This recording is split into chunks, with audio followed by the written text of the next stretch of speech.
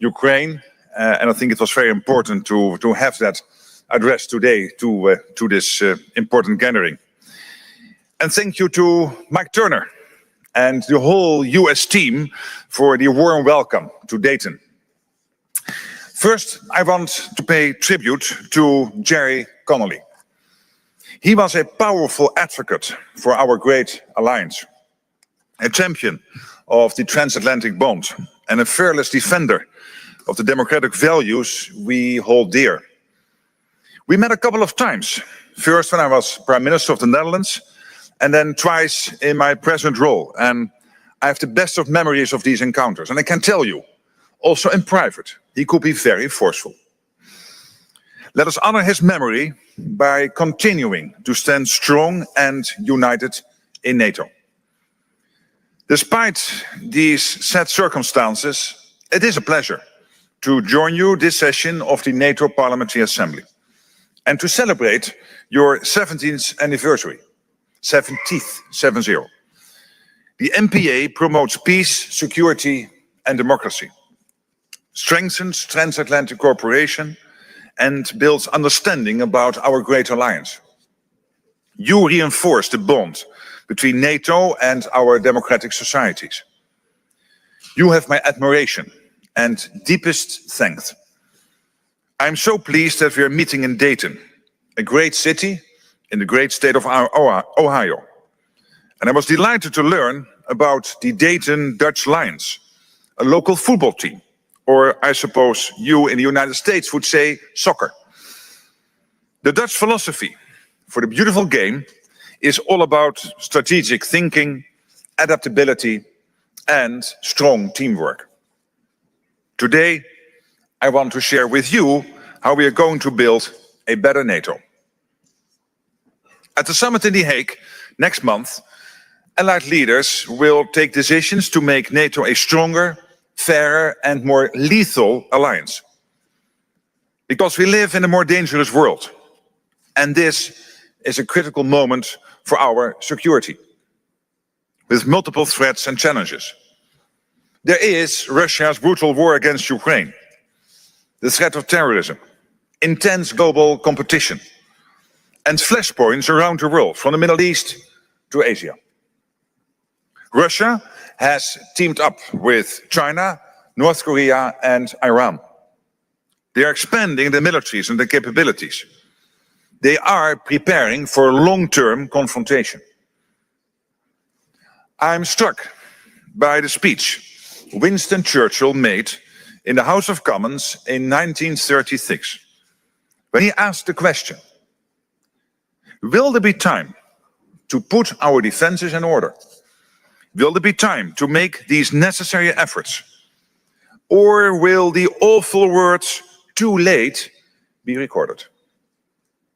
Peace fails when there's complacency, when threats go unanswered, and when preparations are put off. We must take action now and build up our defenses. To delay is dangerous. To make NATO stronger, we must increase defense spending. That underpins everything. Allies will have to invest much more to meet new capability targets, which NATO defense ministers will agree in Brussels next week. We need more resources, forces, and capabilities so that we are prepared to face any threat and to implement our collective defense plans in full. Most allies, if not all, are due to reach the initial aim of spending 2% of GDP on defense this year. And many have already announced plans to go much further. We know that the 2% pledge, agreed way back in 2014, just doesn't cut it anymore. So, in 2025, we are finalizing a plan to dramatically increase defense spending across the alliance. This plan will mean more money for our core military requirements, hard defense, and more money for defense-related investments, including infrastructure and resilience. I'm working closely with allied leaders as we prepare for the formal decisions at the summit in The Hague.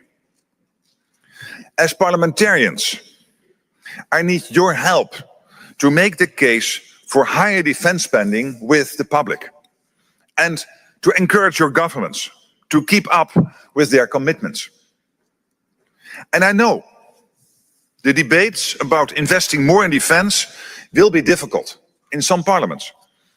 And each of you will have an important role in building support to get budgets approved. So I need, and NATO needs, your support. As well as more defense spending, we need more defense production. NATO's aim is to enhance and expand the industrial base right across the alliance. We are committed to increasing defense production, fostering innovation, and removing barriers to cooperation. The summit in The Hague will send a clear demand signal to industry. And we need industry to meet our ambition. Increased defense production is not just good for our security. It is good for our economies too. And I also expect allies will spend more and better together on critical capabilities for our armed forces. NATO must become stronger, fairer, and more lethal. To make NATO fairer, we will rebalance the burden of our security, with all allies contributing their fair share. We all benefit enormously from the protection our transatlantic alliance provides. But it is vital that every member of this alliance is pulling their weight. And I'm encouraged to see Europe and Canada stepping up with more defense spending. A strong transatlantic alliance is good for Europe and good for the United States. Becoming more lethal means strengthening our deterrence and defense posture and providing our militaries with what they need to keep us safe, so that no potential aggressor has any doubt about our resolve. Rest assured, we will always be a defensive alliance. But to protect our way of life, we will always do whatever it takes to prevent any aggression against us. And if anyone dares to attack us, our resolve will be absolute. To preserve peace, we must prepare for war. Let us not ignore the lessons of history. Dayton knows that peace can prevail. It was here in 1995 that the brutal Bosnian War was brought to an end. The Dayton Agreement laid the foundation for peace in Bosnia and Herzegovina.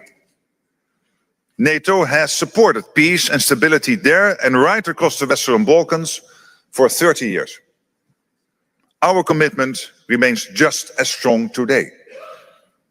But above all, it is the people and politicians of Bosnia and Herzegovina and throughout the region that must deliver progress.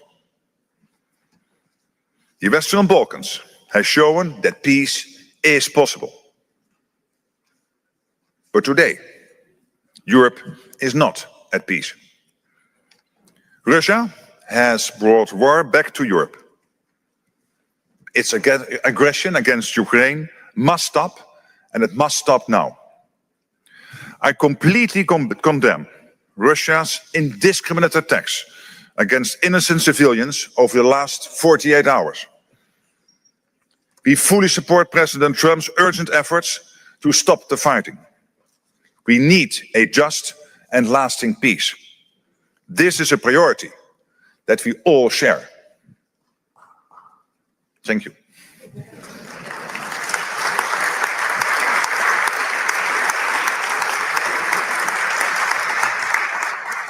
NATO will continue our long-term support to Ukraine.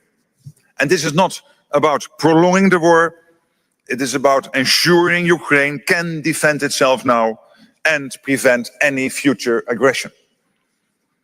NATO's command in Germany is leading the coordination of security assistance and training for Ukraine, delivering critical aid daily and helping build its future force. And our new center in Poland is helping us all learn the lessons from the war. So far, allies pledged more than 20 billion euros in additional security assistance for Ukraine this year. And through the coalition of the willing, led by the United Kingdom and France, NATO allies have shown they are ready, willing and able to take more responsibility to help secure peace when the time comes. NATO has stood with Ukraine from the beginning. We stand with Ukraine today, and we will stand with Ukraine throughout the challenges ahead. We know that even when the war against Ukraine ends, the threats we face will persist. Our adversaries will still try to dominate and divide us. They will fail because of the unbreakable transatlantic bond, North America and Europe standing together to secure peace through strength. A stronger, fairer and more lethal alliance is how we stay safe in a more dangerous world.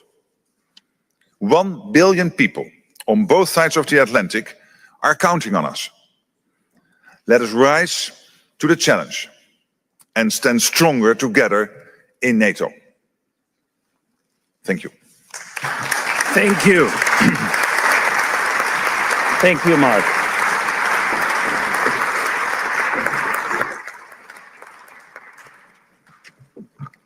We now come to questions. Thank you thank you for being here with us and take some time. I must warn you that we already have a large number of questions, several dozens of them. It is highly unlikely that we will be able to go through all of them, but we'll do our best. I will set a 1 minute time limit for questions. I will ask you to respect this limit so that we can get more questions.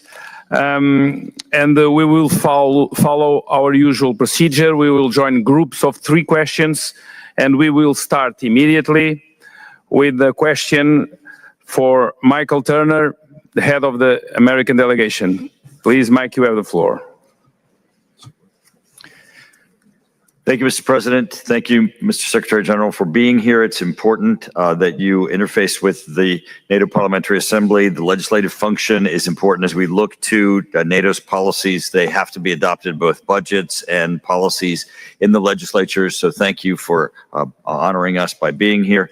You've recently made a statement about Russia's efforts to put a nuclear anti-satellite weapon into space. I believe that weapon should never be permitted to go into space. This is, I think, the Cuban Missile Crisis in space.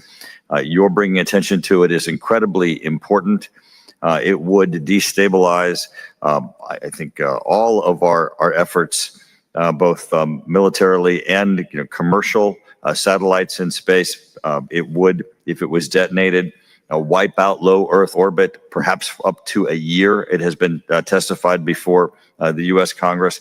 Thank you for bringing the attention to that. I think collectively as an alliance, we need to make this a priority. I'd love your additional thoughts on that. Now, please, Mikko Savola, Vice President. Thank you, Mr. President. Thank you, Mr. Secretary General. And thank you for your leadership.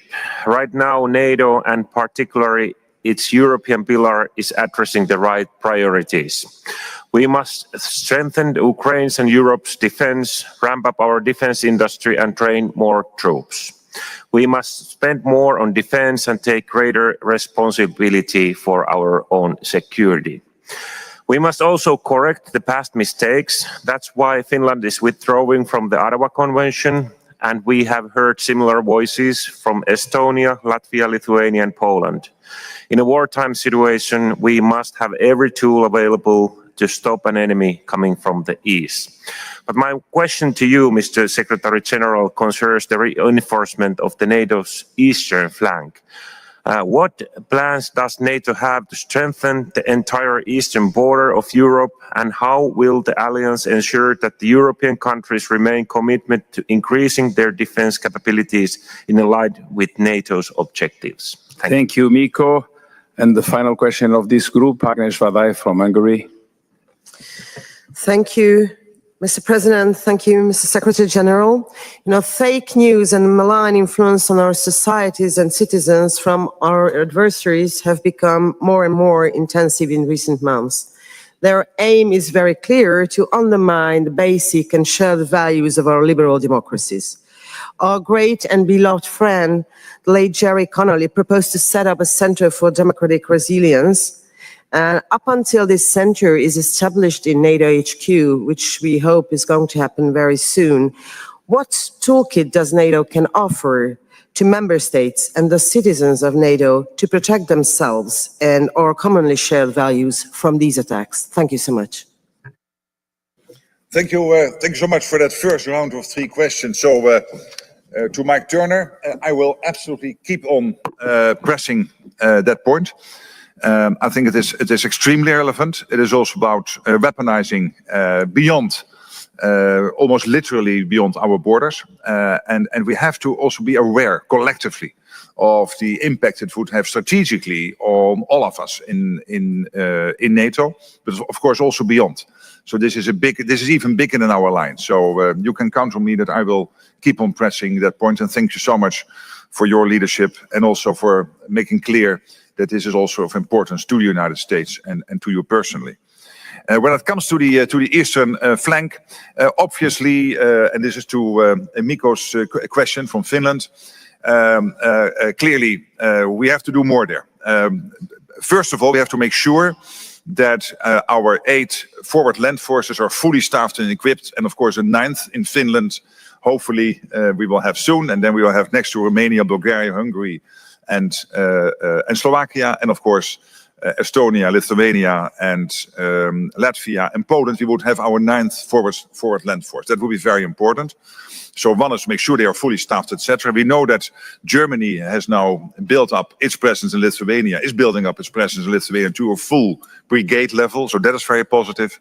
But there's more to this, because at the same time, these 9 countries, of course, and all of us, all 32, but also these 9 countries on the who are basically on the eastern flank, they're rapidly building up their own armed forces. We know that at this moment in the 3 Baltic countries and Poland have committed to defense spending close to, and in some cases even over 5%. And this is the hard defense spending they're talking about. That means that we will have more forces, more ready at the level we need them from these countries themselves as a first line of defense. So that's the second layer. The third layer is that we have to make sure that when it comes to all the strategic plans in NATO, that whenever Putin would try something silly, like attacking a part of NATO territory, he has to understand that our reaction will be devastating. And to be devastating, it means that we have to be able to implement and make happen all the plans we have, including all the backup plans, etc., etc. And that is why 8 countries now committing to 2% this year, 6, 7 already there. I think we will all have all 8 countries who were not yet at 2% this year. And then, of course, agreeing in The Hague to a new target for hard defense spending, which will be considerably north of 2%. I would think the hard spending even north of 3%. And then committing to the defense-related spending, as I mentioned. This is the third layer, to make sure that we have all our plans staffed and capable and able and trained, so that whenever something happens, we are able to defend the eastern flank. And then finally, to all the others in the room, I still hear in NATO, and here you can help, from countries who are not in the eastern flank, yes, but we are not at the eastern flank. So for us, it is less relevant. The difference between Finland and a country like, let's say, Spain or Italy or the Netherlands or the United Kingdom, we are all on the eastern flank, because with the latest missile technology out of Russia, the difference is 5 minutes for these latest missiles to come to us with 5 times the sound of speed, and still very difficult to be taken out by our existing anti-missile defense system. So let's not kid ourselves. All of us, all 32, we are on the eastern flank, not only Finland and the other 8 countries. No, we all are basically geographically located on the eastern flank. We really have to get that mentality ingrained in NATO. Thank you.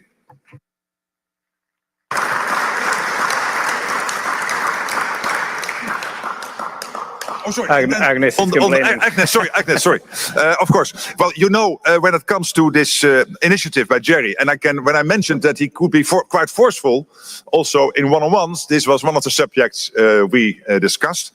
As you know, allies have not reached consensus on the proposal, so that's just a fact. But you also know that democracy, rule of law, individual liberty, they are the core values at the heart of NATO. And that means that NATO policies are informed by these principles. This is what differentiates us, stands us apart from Russia, from China, from North Korea, from Iran, and from other countries who want to harm us. And of course, NATO already has, luckily, existing structures for allies to uphold these core principles. But when it comes concretely, as you know, to the center, there we have to, as a statement of fact, come to the conclusion that there is no consensus. But thank you for the question, and let's collectively keep on working on this principle. Thank you, Mark. We have now another set of 3 questions from Fernando Gutierrez from Spain, Directo from the UK, and Natalia Poussiret from France. Fernando, you have the floor. Thank you, Mr. Chair. Thank you, Mr. Secretary General, for your remarks. I'm here. Sorry, thank you.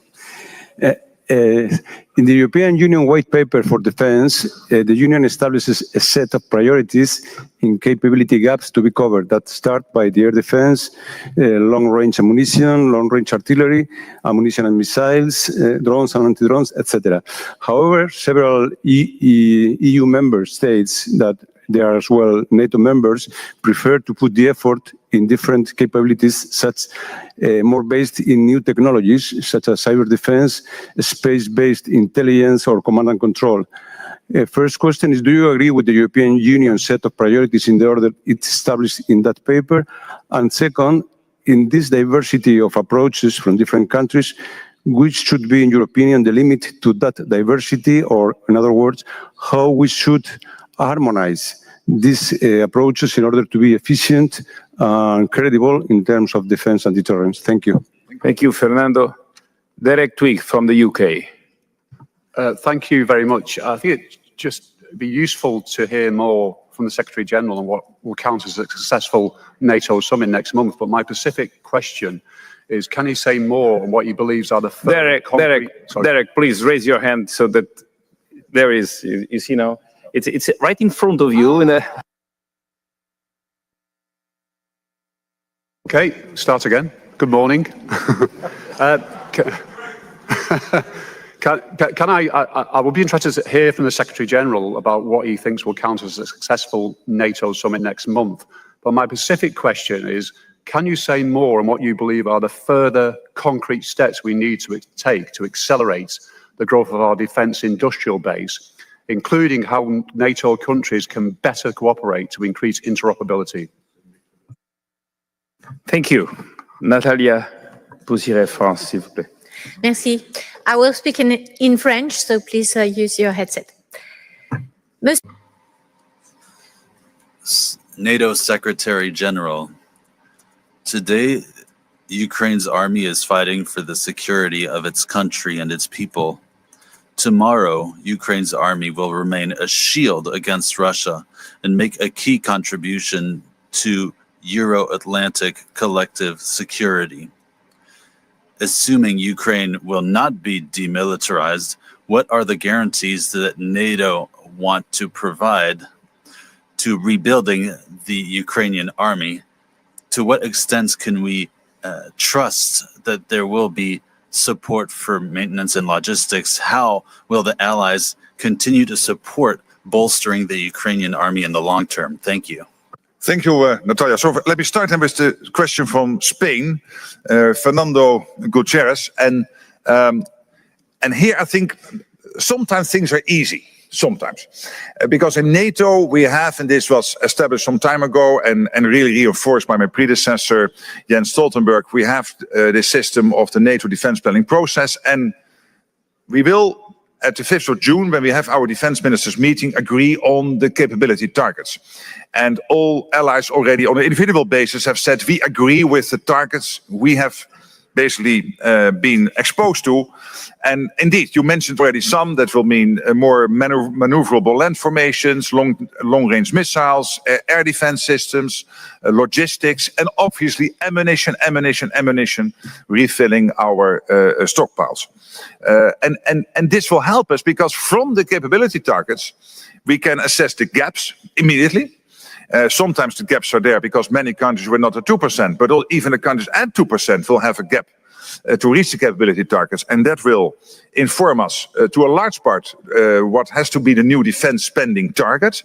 And this is why I assume that in The Hague we will agree on a hard defense spend target of in total 5%. Sorry, I would not mention that, but at least I did it now. But let's say that it's 5%. But I will not say what is the individual breakup, but it will be considerably north of 3% when it comes to the hard spend. And it will be also a target on defense-related spending.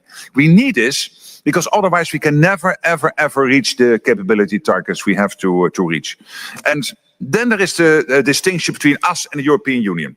The European Union, and we are working very closely together with Ursula von der Leyen, with Kaja Kallas, with Commissioner Kubilius, but also with Roberta Metsola, who was here.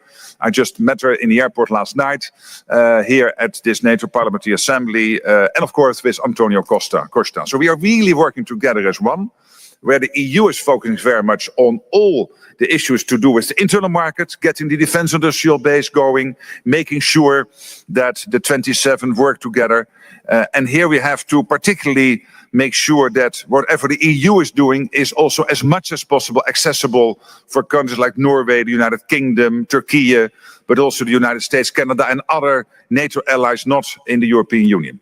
So there is a clear distinction, a clear division of labor between the EU and NATO. We all realize this, and of course it helps that Ursula von der Leyen, the President of the Commission, was herself a defense minister in Germany before. So everyone's saying that the new defense spending targets have to be anchored in facts and reality is right, and we will do that because it will all flow from one, the capability targets being agreed by the defense ministers, therefore an assessment of the gaps. Second, this realization that we have to equalize with our biggest ally, the United States. They are totally committed to NATO, but have also this expectation that we will equalize in terms of the overall defense spending.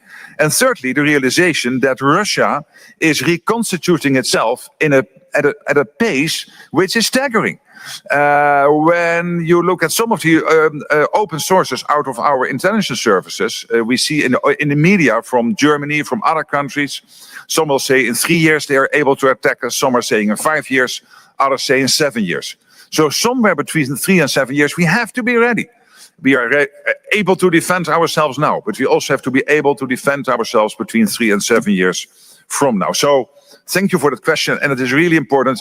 In Wales in 2014, the 2% was a bit like this. Let's do 2%. The new hard defense target and the overall defense spending target when it comes to the hard spend and the defense-related spend has to be anchored in facts, and it will be the equalization, the build-up of Russia, but first and foremost, the capability targets we will agree. Then on the question from the United Kingdom, from Derek, on a successful NATO summit. One, agreeing the spending. This is really absolutely goal number one. It will project a NATO which is reinvigorated, which is standing proud at the world stage, which is able to defend itself now and in the future. And with the biggest ally knowing that the Europeans and Canada will spend what they are spending in terms of the overall money involved. And that's, I think, crucial for our, to be a fair alliance, so to say, also going forward. Secondly, it has to be about, as you said, about the defense industry. The problem is our defense industry is that we have fantastic companies, but they are not really producing nearly enough what we need. Particularly in ammunition, we are now producing in a year what Russia is producing in 3 months. And we is NATO.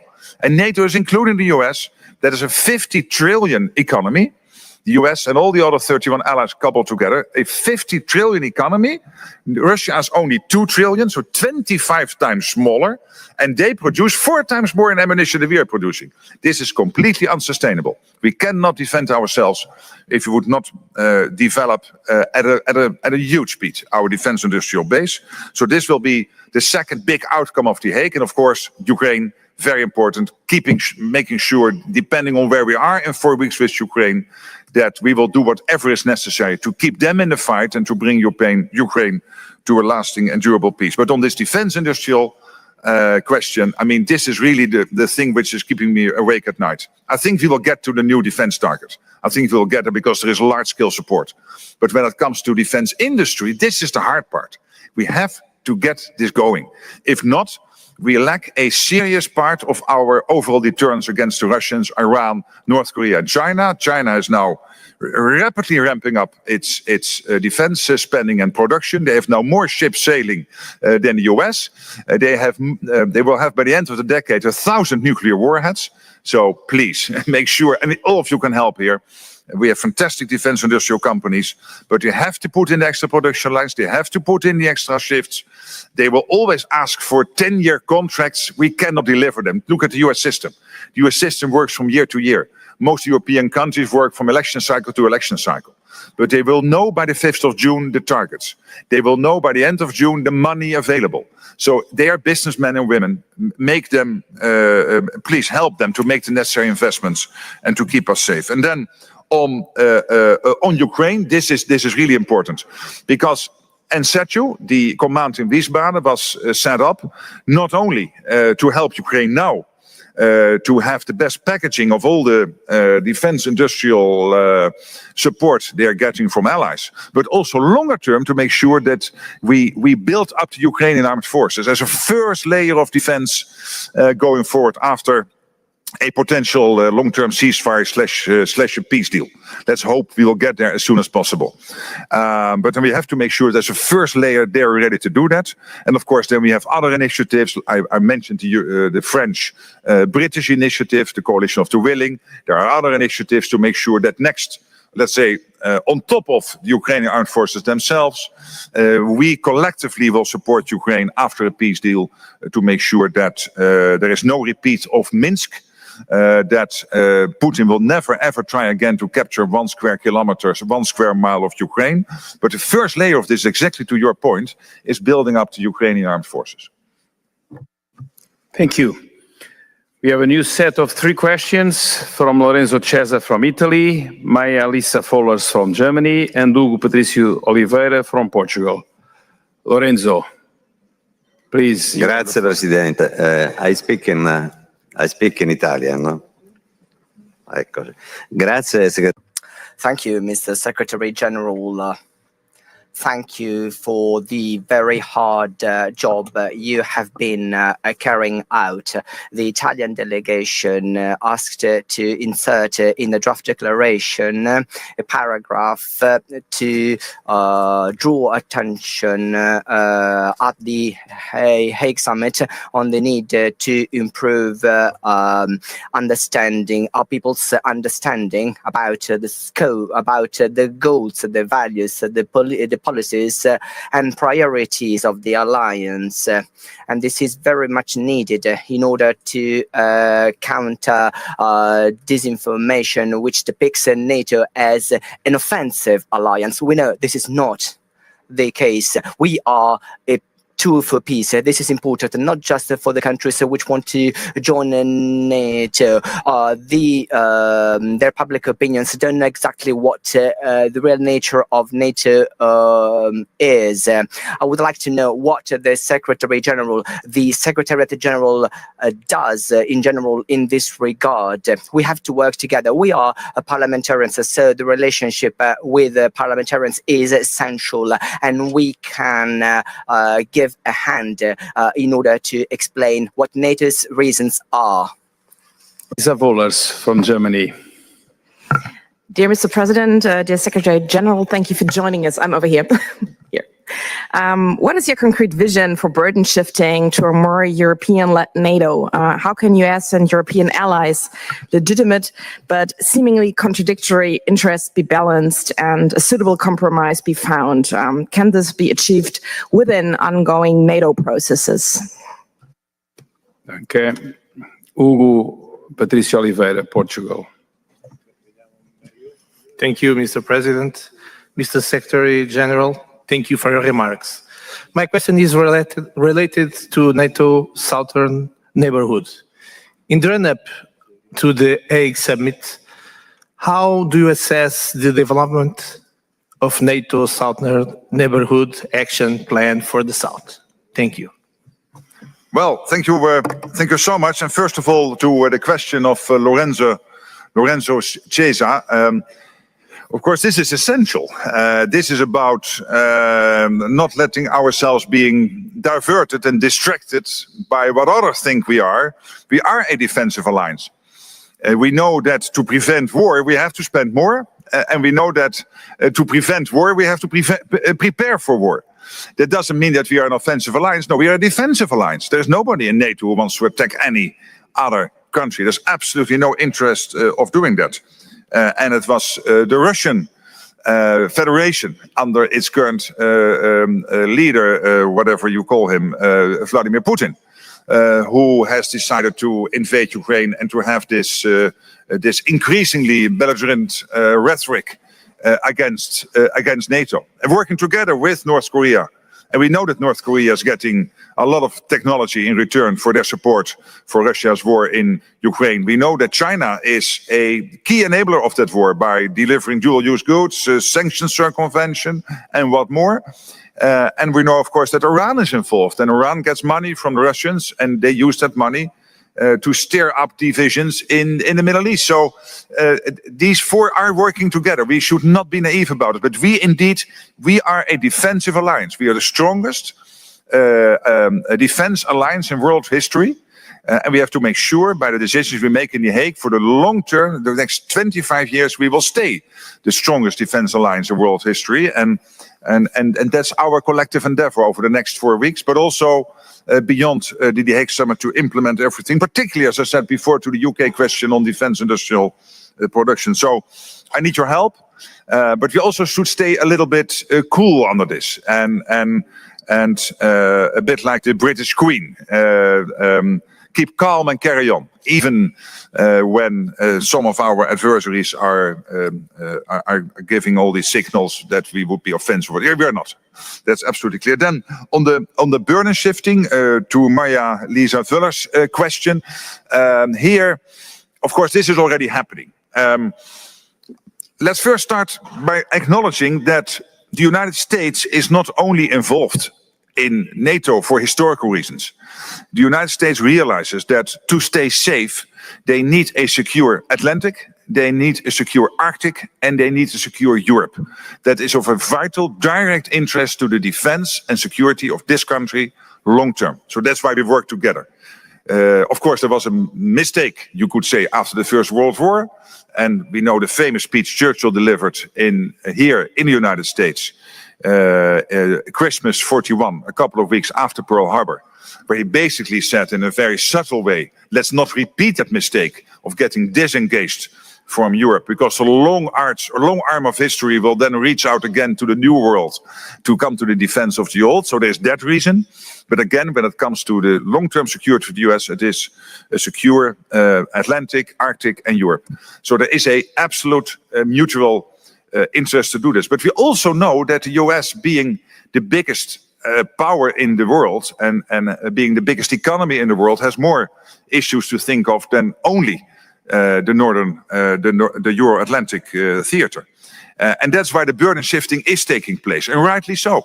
At this moment, the US is about delivering 44% of all the capabilities of NATO. That will come down by 2032 to 30%. And that means that the non-US allies are stepping up from 56% to 70%. And then with the extra money spent, we can take over more of that if necessary, because we know that the US gradually will want to pivot more towards Asia, etc. But still keeping a very large conventional presence in Europe.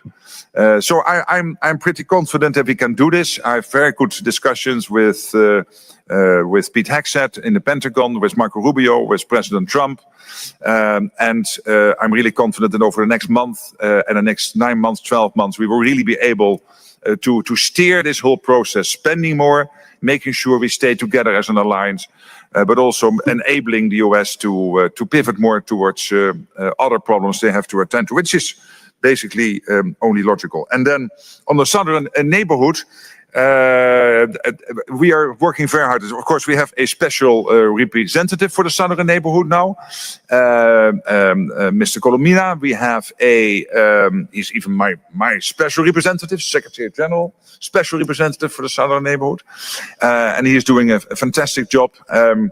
And we will open the office in Jordan. Of course, we have the NATO mission in Iraq, which I visited in February, doing marvelous work there to help Iraq develop its security forces and its defense capabilities, also longer term. And of course, we are there on their request, but they highly value our presence and what we are doing. And we have, at this moment, I think in total over 600, and that will probably that number will grow a little bit over the coming months and years.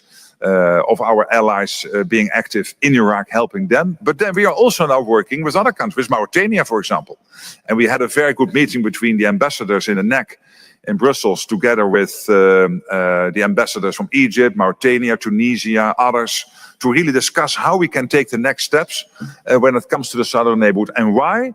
Because we cannot have China and Russia gaining more and more influence in that part of the world, which is so close to us and therefore vital to our interests. And this is exactly the point your Prime Minister made, the Prime Minister of Spain made, the Prime Minister of Italy made, and others over the last 1.5 and 2 years. And that's why we are really stepping up when it comes to the southern neighborhood. And I'm completely committed.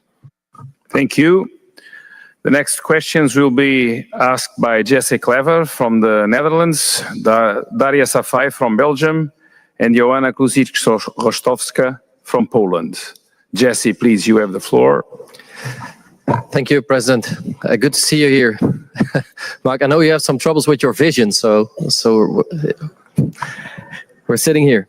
You yourself has been a member of Parliament and head of government for quite a long time. And you've experienced in your own how difficult it can be for politicians to decide on more defense spending. How do you reflect on your time in office, and what have you learned, and what are the lessons you can give to us to be successful in meeting the spending obligation, as I would say, not a spending target, but a spending obligation, than most of us were here, than we were in previous years? Thank you so much. Thank you. Daria Safai from Belgium. Thank you so much. As we speak, a European state neighboring the EU is being attacked by rockets and drones provided by the Ayatollah dictatorship in Iran. Russia has been provided with 8,000 Iranian Shahed drones and 200 Iranian Fatah ballistic missiles in their attack on Ukraine. Moreover, servicemen of the Iranian regime are present in Ukraine, training Russian specialists in handling their systems. In case of a future Russian aggression against a European NATO member state, Iran will once again actively support this operation.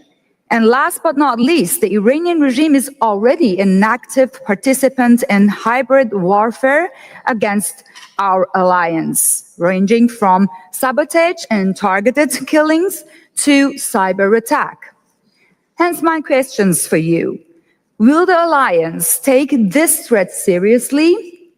If so, are plans being made to address a possible armed support from Iran to Russian aggression on European ally? Thank you. Thank you, Daria. Joanna Rostowska, Poland. Thank you very much. I'm in the middle. Thanks.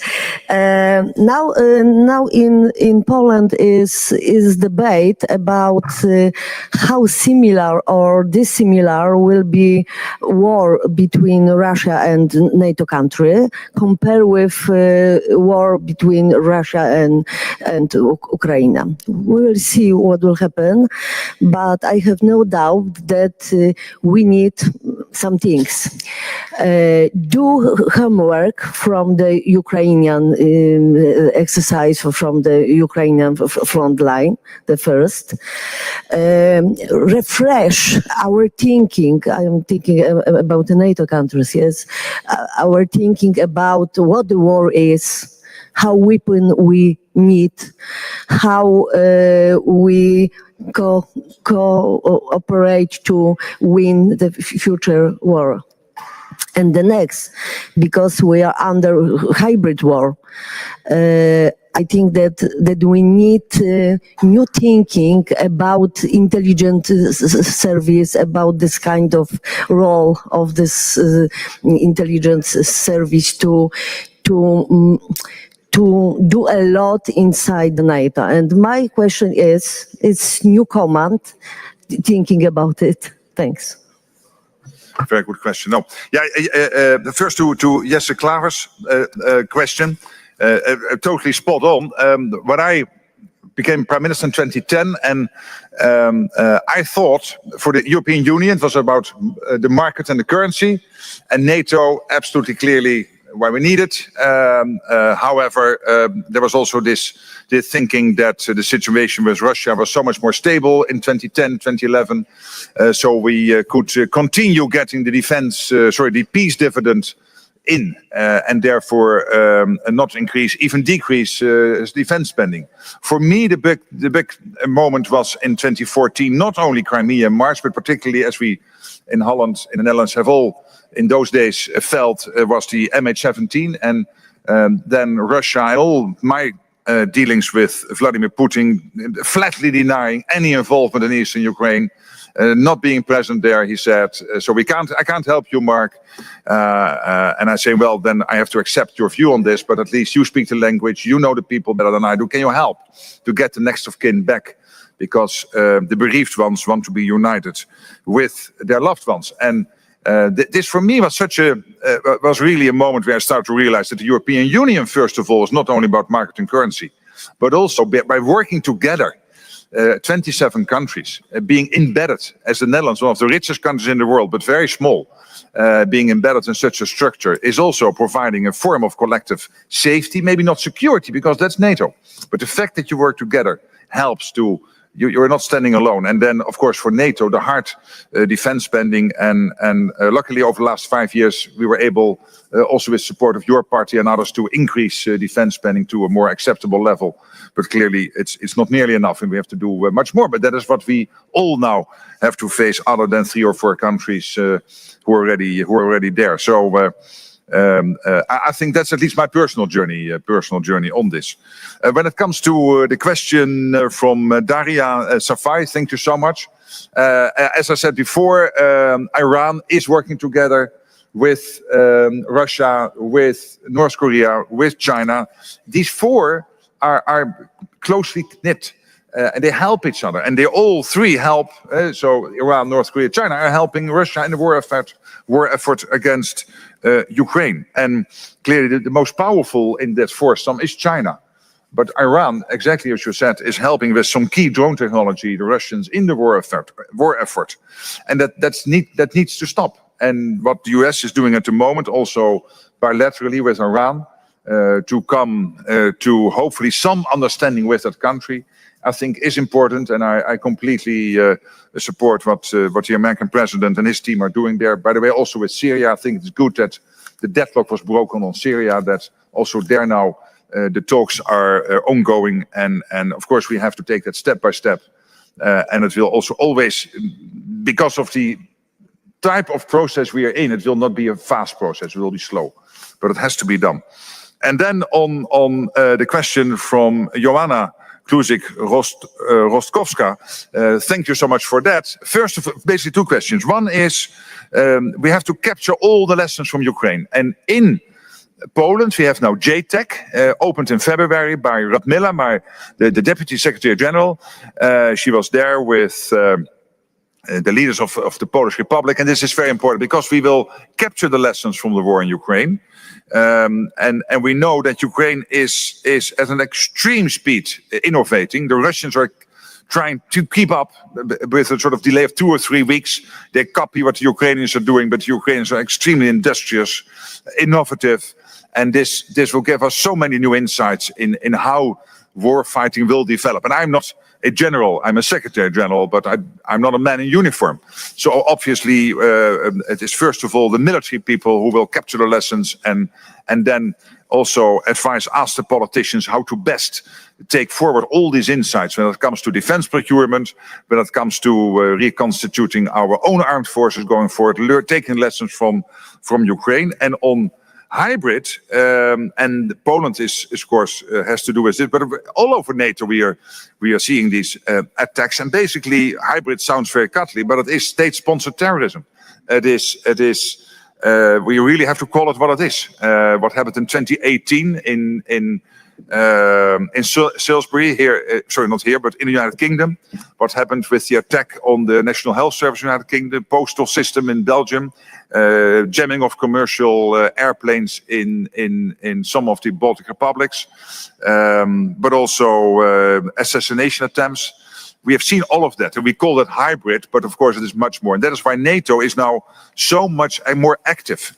And for example, the cutting of critical undersea infrastructure, and the fact that this Baltic Sentry was established in only 10 days by Chris Cavoli, our Supreme Allied Commander, after the 25th of December, when that attack took place between Estonia and Finland on this critical infrastructure between those two countries.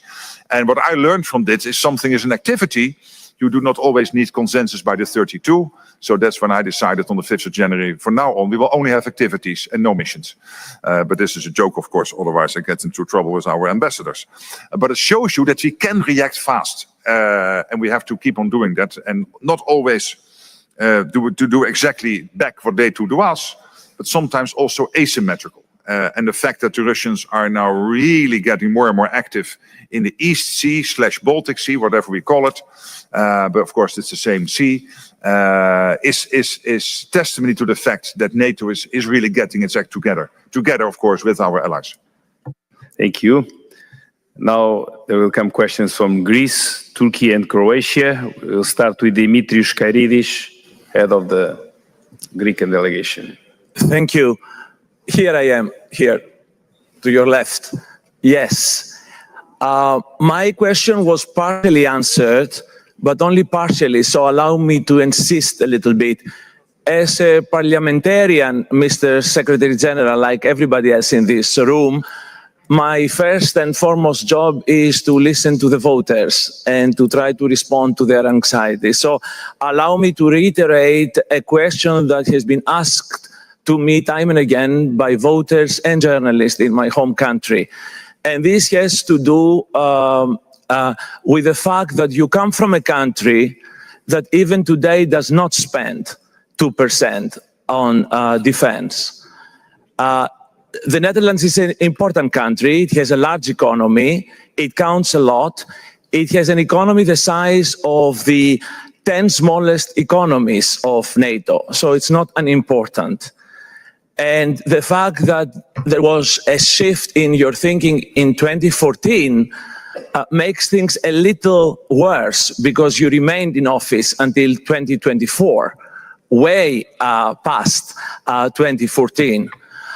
So I wonder, for all the forcefulness and persuasiveness of your arguments to increase spending, how do you respond to your critics about that, given the fact that the Netherlands is probably the one country in NATO that can borrow the most easily? It has a very low public debt of 45%. And even after the second invasion of Ukraine, it continues to spend less than 2%. Mr. President, my country spends more than 3% despite its problems. Mr. President, Thank you. Mr. President? I will now give the floor to Sevilay Selenk. Sorry, Mr. President. Mr. President, here's Jesse from the Netherlands. Sorry? Sorry. Sorry that I'm interrupting, but my country is Jesse, just one second. No, something is... I think that Mr. Rutte will be able to answer that. Yes, but our country was addressed in a way that was false. The Netherlands is spending 2%. The Netherlands is spending 2%. This is not a debate with you, okay? Thank you. Miss Sevilay Selenk Ozen from Turkey, please. Yeah, I'm here. Thank you, Mr. President.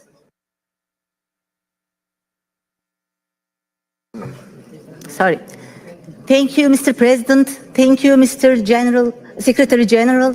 Turkey, an important NATO ally, is at a historic turning point. After decades of conflict, weapons are being laid down and a new democratic chapter is beginning in the country. This new democratic awakening and the associated opportunity for peace is not only important for Turkey, it also has the potential to bring a positive peace for the entire Middle East and therefore also for Europe. So my question is, what role can NATO and the NATO PA play in this context to promote and support this peace process? What steps could be taken and how could greater international support help to ensure the success and long-term impact? Thank you. Thank you, Sevilay. Now I will give the floor to Dario Hebrak from Croatia. Here. Mr. Secretary General, in light of commemorating the 30th anniversary of the Dayton peace accords, I would like to ask you now, how can we help today Bosnia and Herzegovina to be effectively set on a sustainable path towards its future NATO and EU membership? The sustainable path, especially in the context of the current situation, where the anti-NATO and anti-EU sentiments fuel the secessionist movement. So my final question, how can we help as an alliance to Bosnia and Herzegovina's path? Thank you. Thank you so much. First to the question of Dimitrios Karidis. The Netherlands is spending 2% and next year will spend 2.2% in all the NATO calculations. So I'm happy they're there. We are there, I'm there, Netherlands is there, and of course that, and my previous answer still stands, but luckily over the last couple of years we were able to redress that. When it comes to the Turkish question, and I think there are three issues, three opportunities here. First of all, the leadership role Turkey is taking when it comes to Syria. I think that's extremely important. I had long discussions with President Erdogan on this. Secondly, Turkey, when it comes to defense industrial production, you have a huge defense industrial base. And I'm in close contact with the Secretariat of the Turkish defense industry, working closely with the presidency of Turkey. And one of the things I'm really promoting is for NATO to be as open as possible to all the defense industrial companies, because we need everybody. And there is enough money to make sure that all the defense industrial companies within the EU, outside the EU, here in North America and Canada and the US, that they all can flourish. But obviously what we want is more output and not higher prices. You know the joke. The Patriot system will be delivered in 10 years. Is it in the morning or in the afternoon? Why is that important? Because in the afternoon the F-35 will arrive. And this is only the US defense industrial base, but it could make the joke for Rheinmetall, for Leonardo, for some of the defense industrial companies in Turkey, because we really have to force them to put in the extra production lines, the extra shifts, speed up the production, particularly when it comes to ammunition, where Turkey is working closely with some of the ammunition industries here in the US, in Texas. And that means also working on all the issues around our supply chains. And then finally, when it comes to Turkey, fighting terrorism. Because your country has had its share of terrorism. But not only Turkey, also other countries. But for Turkey, of course, this has been a big issue. And fighting terrorism is a core task of NATO. And I will always make sure that we will focus next to our traditional defense also on fighting terrorism. And then to the question on Bosnia. And here I want to be a bit harsh, because I believe the Troika presidency of Bosnia, and we saw them yesterday at display at a dinner, and I love them all three. I have no friends or enemies in the Troika presidency of Bosnia, but we have to be a bit harsh with them. They cannot export their problems to the rest of the Western Balkans or to the rest of Europe or to NATO. They have to take care of the country themselves. And when some of them have troubles or problems with the fact that there is a high representative or that some of the Dayton agreement is still there, it's not because you and I like that. It is because they do not themselves. And as soon as they do, we can all step away and say, hey, this is great.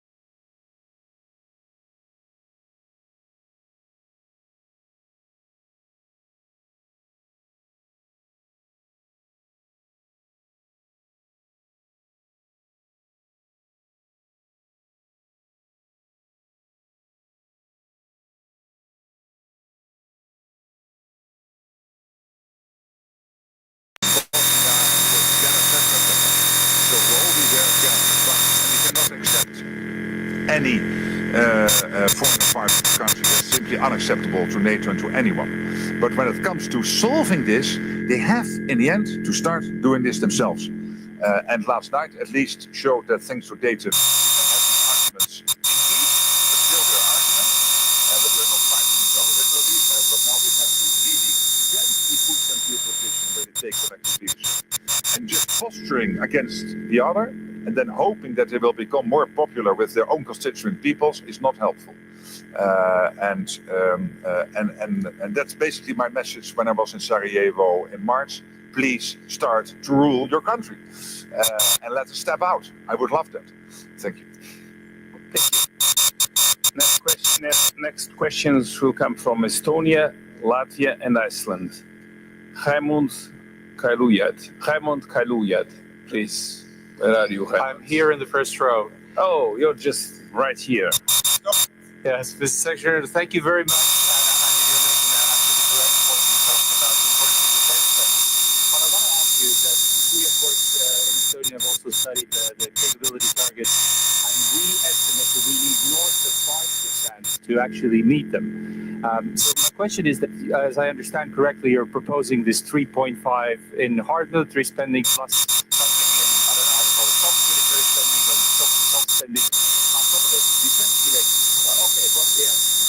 So to some people that might sound like, you know, we're trying to make the figures look better by putting the books in a sort of way. But my question is, can you assure this audience that if indeed all the allies spend 3.5%, that these capability targets will be met in a timely fashion and that we are actually able to deter our adversaries the way we need to? Thank you. Thank you. Raimund Bergaminish, there you are. From Latvia. Thank you, Mr. President, Mr. Secretary General. There are more and more words about the possibility of removal of NATO-Russia conflict. I would be interested to hear your view on this. Is anyone really ready to resume anything in common with aggressor state, which, from a position of force, has violated and continue to violate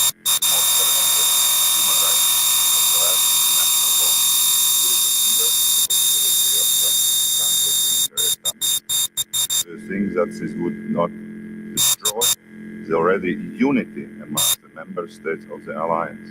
Thank you. Thank you. And now is the time to Dagur Egerston from Iceland. Thank you, Secretary General, for your good work in extremely complex political seas. I wanted to ask two things. One, about the current status of the for NATO, and closely connected to that, if we do need a more comprehensive Arctic strategy, especially for the high north. We have seen political tensions within the alliance. And my question really is, would a comprehensive process studying the Arctic and the high north with participation of everyone, that know the tensions within the alliance and behind something and thus stronger? Thank you. Thank you so much. First on the Estonian question from Raymond Ferry. Listen, the idea is the following, and I'm not going to get into all the numbers because we have those discussions still ongoing with our allies. But the idea is to have a number on what was currently the 2%, which has to be a new number. As I said before, it will be considerably north of 3, because otherwise you cannot reach the capability target. Our assumption is that with the new number, when we agree on the number, it has to be able to deliver capability target 1 to equalize with the United States, goal number 2 and 3, to do it as rapidly as possible, because of the Russian buildup, the considering the reconstitution of the Russian armed forces, and particularly their stockpiles. And of course, there is an absorption capacity issue, because you cannot go from 2% in 1 year to over 3%, whatever a new number is. Why not? Because you need the defense industrial output, you need to hire the people, and you need to do all the other stuff, etc. So there's a sort of max to what we can do each year, so we will reach it in steps. But not like we did in 2014, saying let's have 2% in 2024 and nothing happened. Still, President Trump came on board in 2017. No, here we will have clear incrementals each year, take into account, let's say, all the spending plans your country has to reach that. But overall, we have to pretend that we just rest of prices by saying all the countries have to go from 2 to, if they are not yet at over 3, to that new number in 1 year. That's okay, we have that now. We don't have to reach it in 1 step. So that's the hard spend. But then there is this issue of military mobility. There is the issue of that our society, as generally, our civilians have to be prepared for what not only a natural disaster, but also war might mean. I was in Norway last week, in Norway, but also in Sweden and other countries. Finland, it's totally normal. I think also in Estonia, it's totally normal for the average citizen, not in the military, to be aware of what it would mean if war breaks out or a natural disaster would hit, and what a new account would be. So that visibility, that is making sure that the whole, that the civil society is prepared for what might happen, but it's also about building your defense industrial base. Not buying from the defense industrial base, that's hard spending, but when it comes to defense related, it is also developing the defense industrial base. Committees what exactly will be in that category of defense related. We hope to finish that as much as possible before the summit. If we cannot completely get it done before the summit, no problem. But I think these are basically the big issues we have to think of when it comes to defense and that will be the number, and that will make sure that the next 25 years we stay safe. Then on the so that's the simple answer to that. And then when it comes to the question, so that's a question for Raymond Bergmanis and from Dagor Egertsson from Iceland. I was in Norway last Thursday and close to Narvik, and we had a fantastic visit there together with the Norwegian Prime Minister, Defense Minister, Foreign Minister, and the Chief of Defense, and we discussed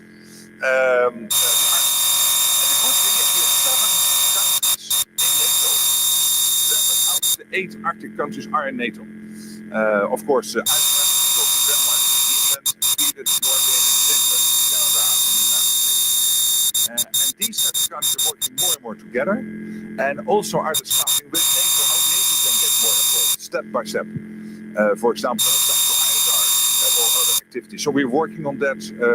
I expect our ambassadors in Brussels to discuss this probably next week or in the very near future, to see how also as NATO we can get helpful when it comes to the Arctic. And we know the sea lanes are opening up. We know China, Russia are more and more present there. We know we have a total lack of icebreaker capacity. So we really have to solve a number of very serious. But it was very illuminating to be there and to look at the map of the world, not from the position of Amsterdam or Oslo, but looking at it from the position of the North Pole, and then to see how that whole area is rapidly changing because of climate change. And therefore the impact it has on our collective defense, and therefore how NATO could be helpful getting incredibly more involved here, supporting the 7 NATO High North allies. Thank you.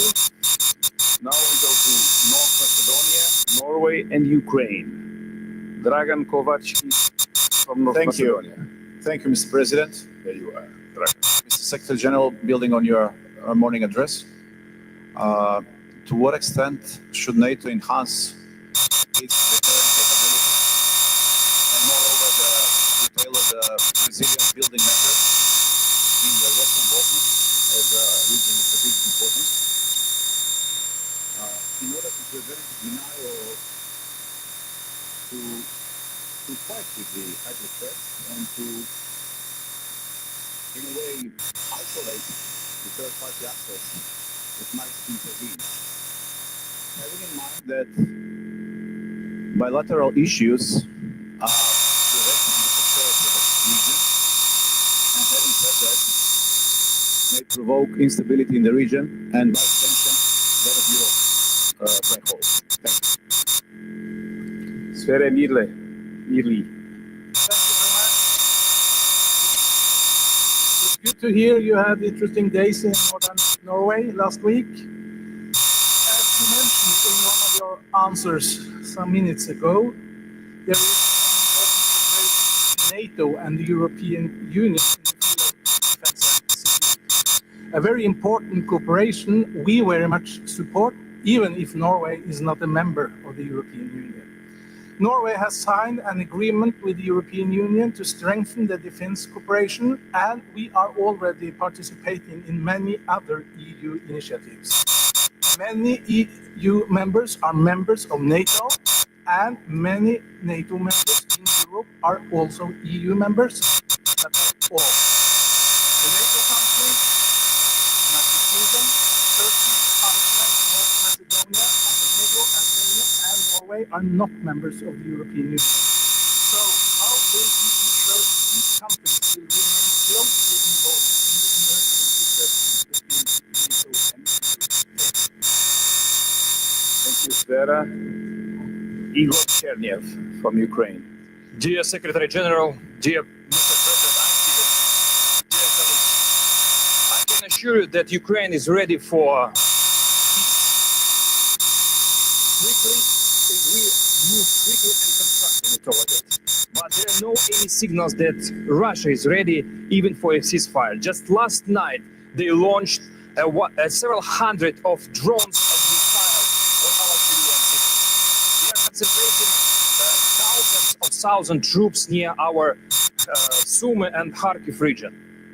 Putin was quite clear with his intent to invade new region in our country.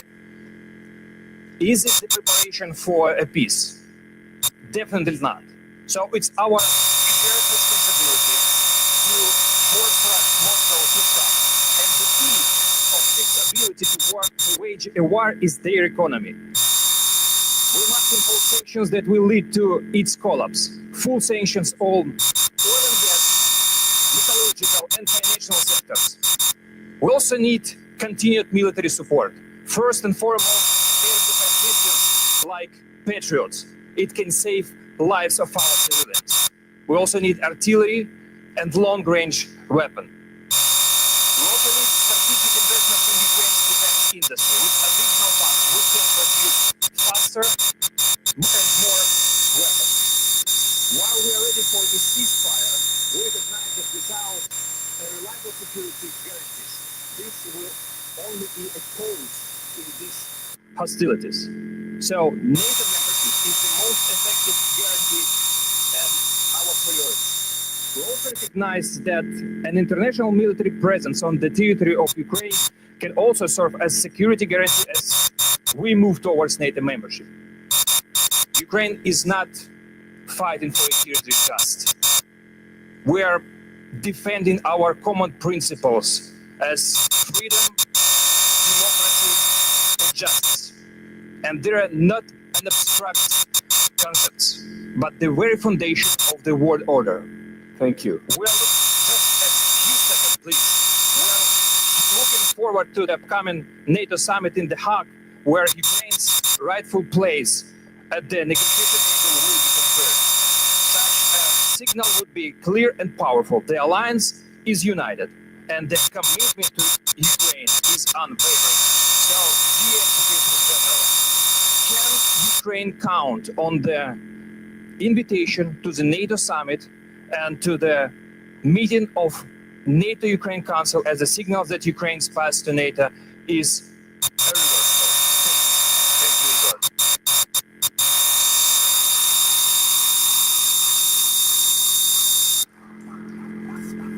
Well, thank you so much. I'll take it again in the order. So, when it comes to the question from Duda,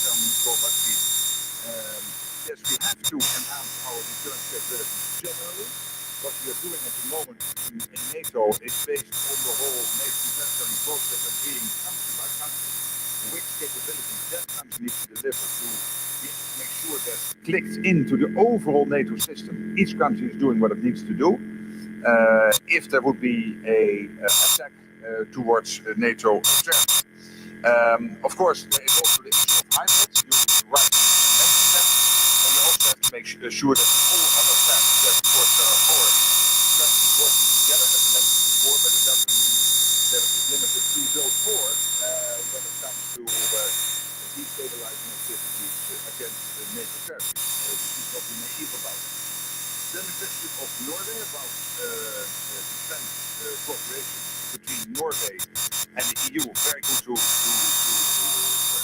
Very good to hear that of course you have that agreement, I think, between Norway and the European Union when it comes to defense cooperation. But the question, of course, is how can we make sure that as NATO and the EU we do the next we can? Well, there is one thing holding us back. That is not the personal relationships. That is not the joint vision, Ursula von der Leyen or Kaja Kallas or Commissioner or Anton Costa or Roberto Metsola or myself. The Deputy Secretary General in NATO. We all agree basically on the way forward. But let's be honest. Decision-making in the EU is based in many cases on unanimity. Of the 27, decision-making in NATO is in many cases based on decision-making in unity by the 32. And without going into detail, it's not always easy to bring all 32 allies to unanimity, and it's the same case when it comes to the EU. So we are constantly discussing how we can help our helps the EU to get to 27, and then the EU, what the EU can do to help NATO to bring the decision making to the level of 30. It's not, and we agree, Ursula and myself, that we will never have the fact that sometimes it is difficult to get to unanimity, get into the personal relationships. And if necessary, we'll pick up the phone and we'll only hang up when we have found a solution for a particular hiccup. Workarounds, etc., which are acceptable to all allies and to all member states in the EU. And to give you one example, when it comes to defense industrial cooperation, and the EU is doing a lot there, and I really applaud that. I'm constantly also arguing with our colleagues to make sure that we are open as possible. That also countries in their state, and countries from Turkey and Norway and United Kingdom can get into this. And of course, Iceland, Montenegro, all the countries you mentioned, who are not in the EU but are in NATO, and in total these are 9 countries. 23 NATO allies are also in the EU, and there are 9 allies who are not in the EU but still in NATO. That we work as much as closely together and as one without unnecessary barriers. Where I do understand that when the EU is spending European euros on defense industrial base, that they think it's important to have that euro also and come to fruition within Europe. So that's possible. We have some very practical cooperation between great industrial companies from the US, the United States, together with companies in Europe, and therefore working together. Take, for example, the Interceptor missile factory in Bavaria, which has been built for Patriot systems, and other air defense systems.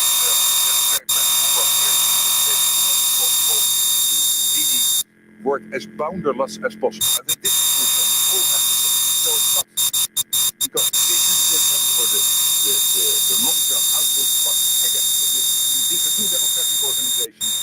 In many cases, there's unanimity. And then to Ukraine. You mentioned a couple of things. First of all, developing the Ukrainian defense industrial base. Denmark and Lithuania lead here, and other countries are following. Norway, for example, is helping here, but also many others to invest in the defense industrial base in Ukraine. And we know that in some calculations we still have 10 to 15 billion dollars, euros spare capacity in the defense industrial base in Ukraine, and that means products for the war against Russia, against Russia's aggression war against Ukraine, but also to develop the own economy. Because also there comes a defense dividend from these type of investments, which will help Ukraine. So that's clear. And then when it comes to a long-term peace, ceasefire long-term or a full peace deal, I know that you guys are willing to sit at the table and negotiate. I was very happy that last Friday, President Zelensky sent his top team, including the foreign minister and defense minister, to Istanbul to basically smoke out the Russians and make clear to the rest of the world that the Russians were not serious in those talks in Istanbul by sending this historian there as the leader of their delegation, who just wants to go back to where he left off in March 22, that it came to the root causes of the war. And of course, this is absolutely not helpful and not bringing us anywhere, but that at least makes clear that you guys are willing to play ball, and that's crucial. Because let's agree that thanks to President Trump, the deadlock was broken. He started to engage again with Putin, and I commend him for that, because that is important, because we also need that line of stability and his personal leadership here to get things going. When it comes to the summit in The Hague, I'm in close contact with President Vladimir Zelensky on this. We hope to publish the program as soon as it is ready. But of course, I clearly hear the request. They have a NATO-Ukraine Council during next week Friday with the defense ministers during the defense ministers meeting. Next week Friday with the defense ministers during the defense ministers meeting. So this is also ongoing work. Thank you. We will have now a final set of 4 questions. And then we need to finish our meeting with Mr. Rutte. There will be questions from Serbia, Estonia, United Kingdom, and Finland. I will now give the floor to Zoran Dragicki from Serbia. I'm here, sir. Mr. Secretary General, my question will be about Kosovo and Metohija. Do you plan to increase the number of soldiers in KFOR to protect Serbs from systematic terror by the regime in Pristina? We know very well which situation we have in Kosovo, and we appreciate a role of KFOR, but we believe that KFOR must be stronger in Kosovo to protect Serbs from the terror. Thank you very much. Thank you. Now, Marko Mikkelsen from Estonia. Thank you, Mr. President. Mr. Rutte, I'm strongly supporting your efforts, your tireless efforts to make our transatlantic alliance stronger and more united. There is critical times, and as you mentioned, we have to be ready to really stand against those threats, existential threats, what we have. But I would argue that the test of resolve of ours is not something which can be envisioned in the future, but actually this is this is going on daily, actually, in Ukraine. This is the test ground of our alliance and our resolve. This is the test ground of our alliance and our resolve, where, you know, our leaders, when they say A, they definitely should say also B. I reminded 2 weeks ago, some of our allies made a very strong statement about ceasefire. If ceasefire is not met, there will be consequences. 2 weeks later, we see that Russia has increased aggression. My question upcoming summit, which is very important also to show our resolve, is that actually to repeat the question what Mr. Cherniev just asked you. What is your position? Should we see during the Hague summit also the NATO-Ukraine Council meeting to be happen? And also, can you assure that Mr. Zelensky is invited to the summit? Thank you. Thank you, Marco. Now, Emmanuel Buck from the UK, please. Yeah. Thank you, President, and thank you, Secretary General. The alliance has been slow to respond to growing threats. As we are rapidly scaling up our defence spending, our defence industrial base and civilian resilience to confront these challenges, how do we remain agile to respond to an ever-evolving threat landscape and prepare for not just the coming years, but the next decade and after that? Thank you, Emma. Now, Jarmo Limel from Finland. Thank you, Mr. President, and thank you, Secretary General. Of course, when we are talking about defense and security, we have to, and as we know, we humans, we are developing technology at the moment in more radical and faster way that we have never done in humankind history. And as we know, this speed is accelerating. Just think about what has happened in the beginning of this year, for example, in the AI field, quantum technologies or space technologies. And of course, the human mind, psychological warfare is happening all the time, also towards NATO countries. So, Mr. Secretary General, my question is how you evaluate how well NATO as an alliance is currently keeping up this accelerating technological development. Thank you. Thank you so much. First to Serbia. Let me start by saying that I don't think it's helpful to keep on using these terms like you said, regime in Pristina. I mean, it doesn't work. I think Serbia is the biggest country in the Western Balkans. We need your leadership in all of this. So please, can I suggest you refrain from that type of rhetoric? And I know you have your issues with Pristina, but let's just face it a bit more neutral would be my suggestion. That's a sort of start to my reaction. I have very good contacts with Alexander Vučić, the president. He visited me in March. That was after I was in Sarajevo and in Pristina the week before. And we discussed at length also the role Serbia can play to make sure that we de-escalate the tension in the Western Balkans. And again, like the United States is the leader in the world, Serbia is by far the biggest country in the Western Balkans, and therefore we look for you and to you for leadership and being able to do what is possible to de-escalate tensions. We also discussed clearly the accountability questions on what happens in Banjka and other events in 2023.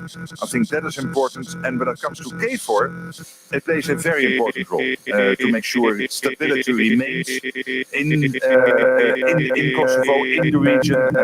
We will never announce, let's say, the posture of KFOR, whether it will go up or down or whatever. We don't want to make anyone wiser than he is. But you can rest assured that we will do everything as an alliance to make sure that KFOR has what it needs to be of maximum use. But please, again, I also count on Serbia to play a positive role, and I know in many cases they do, but we need to see more of that to de-escalate tensions in the Western Balkans, but also particularly when it comes to Kosovo and of course Bosnia. Then to the Estonian question. Yes, well, listen. Before Donald Trump became president, there was no breaking of the deadlock. So let's let's start by acknowledging that it was him, and I really want to thank him for that, by starting that debate, making sure that we move beyond, of course, continuing giving Ukraine what it needs in intelligence support and military support to stay in the fight, to be in the strongest possible position, but also to break that deadlock with the Russians. And he was the only one who could do that, being the president of our biggest ally, the United States. And then, of course, what we then are saying, oh, but we wanted to go faster. But I mean, he is now president for 3 or 4 months. This war is ongoing now for 3 years. And at the end, we also have to respect, I think, his role in all of this, and that he has to make that calculation when the time comes to take next steps with Ukraine and where necessary against Putin if he is not helpful, etc. But really, I would urge all of us to respect also his role here and the fact that it doesn't work to constantly put pressure on the Americans, say you need to do this, and knowing that before the 10th of January there was absolutely no discussion ongoing with the Russians. And again, I'm happy that we started that. And as I said about the summit, I clearly hear all the requests. It's up to me to make sure we have a program which is as useful as possible. It will be a very concise summit. It will be much more like London 2019 than Brussels 2018. So really very much focused when it comes to the content debate. But as soon as the program is published, you will see how we will deal with some of these questions. Of course, United Kingdom, this is really what the summit is about. It is about the money, it's about the defense industrial output, and it is about making sure that Ukraine has what it needs to stay in the fight. And to have that long-term commitment to Ukraine, and again, what we had the last 48 hours, or 72 hours, 48 hours, last 2 nights, these indiscriminate drone attacks and missile attacks on innocent civilians. I mean, this is not attacking defense bases or airports, whatever. No, these are attacks on cities and innocent civilians going about their lives, losing their loved ones, and I find this terrible, and it shows you that Russia at this moment is absolutely not serious of taking next steps. I think that's what you can conclude from the last 48 hours. So we have to make sure, and that's the third goal for The Hague, that we keep Ukraine strong. And then to finally the Finnish question from Jarmo Linas. I was in Japan 2 months ago, and we discussed the 6th generation fighter jet. It was an interesting debate because we know that UK and Italy and Japan are working on this. There are other consortia within NATO working on 6th generation fighter jet, and we're already. The F-35 is more a platform than only a fighter jet. That will be much more the case for the 6th generation. And there's always this discussion, do you still need the big ticket items like fighter jets and tanks, etc.? Or can we completely move now in the days of AI and quantum computing to the new technologies? I think, and I'm not a military guy myself, so here I also have to listen very carefully to what advice is coming from our military leaders. But I think the growing consensus is that you need a combination of, yes, the big ticket items still, also in the future, but clearly working as interconnected as possible, and from a design point of view, designed in conjunction, not AI as a layer over it, but really being integral to the whole design of these next generation big ticket items, like the fighter jets and our tanks, etc., and also when it comes to our capabilities at sea. And I think that's the real lesson. And when I spoke last night before we had our dinner with the lady who is flying the F-35, which was there on display, I was really impressed. Also from her to learn that she was an F-16 pilot before. Now she's flying the F-35, and she said the big difference is that F-16 was fantastic, but the F-35 is really the next wave. And it's not only flying the plane, It's also making use of all the information coming in from all the various sources, which is F-30, and that's why you have this deep vision into enemy territory, etc. And that will only grow with the 6th generation, with AI coming on board and with quantum computing. So I guess that there is reason to believe that there will be a sort of fusion between the traditional defense industry and these latest technologies. And I think it's crucial that we design them in conjunction and not doing the one first and then have as a sort of, okay, oh yeah, let's now put the AI in, but do it from a design point of view as much hand in hand. Thank you so much. Thank you. This last question allows us to conclude with our eyes on the future, which is an interesting thing. Thank you, Mark, for your affirmative questions. It was nice to have you with us. I think it was the first time you came here as Secretary General. You already have been here as Prime Minister of the Netherlands once, some years ago. I was not here. We hope to see you on our next session. I was reprehended by our Secretary General because on our bilateral meeting I forgot to invite you to the reception we are offering on the 19th of June in our headquarters. It will be a pleasure for us to have you there, just to have a drink and take some photos. Okay, no worries, just a drink on the 19th because we will have the summit in Brussels. It will be a pleasure to have you on the 19th to have a drink with us. Thank you. We'll just let Secretary General to get out and we'll follow our works.